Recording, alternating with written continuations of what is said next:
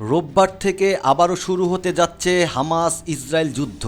জিম্মিদের ফিরিয়ে না দিলে গাজায় যুদ্ধবিরতি বন্ধ করে তীব্র সামরিক অভিযান শুরু হবে বলে হুঁশিয়ারি দিয়েছেন ইসরায়েলের প্রধানমন্ত্রী বেনইয়ামিন নেতানিয়াহু। আর এ খবর প্রকাশ করেছে বিবিসি। নেতানিয়াহুর বক্তব্যের পাল্টা বিবৃতি জানিয়েছে হামাস। গোষ্ঠীটি জানিয়েছে তারা অস্ত্রবিরতি চুক্তি মেনে চলতে প্রস্তুত, যে কোনো জটিলতার জন্য ইসরায়েলকেই দায়ী করা হবে। নেতানিয়াহু বলেন, হামাসের ঘোষণার পরই ইসরায়েলি বাহিনীকে গাজার ভেতরে ও চারপাশে মোতায়েন করা হয়েছে এবং এর প্রস্তুতি খুব শীঘ্রই সম্পূর্ণ হবে। যদি শনিবারের মধ্যে হামাস আমাদের জিম্মিদের ফেরত না দেয় তাহলে অস্ত্রবিরতি শেষ হবে এবং হামাসের চূড়ান্ত পরাজয় না হওয়া পর্যন্ত যুদ্ধ চলবে। তবে ইসরায়েলি কর্মকর্তাদের মধ্যে জিম্মিদের মুক্তি নিয়ে বিভ্রান্তি দেখা দিয়েছে।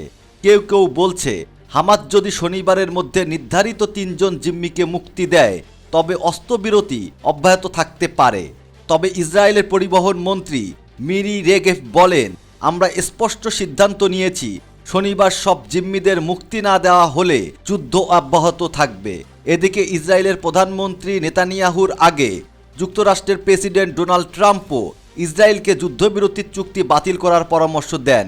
তিনি বলেন, যদি শনিবারের মধ্যে হামাস সব জিম্মিকে মুক্তি না দেয় তাহলে আবারও যুদ্ধ শুরু করা হোক।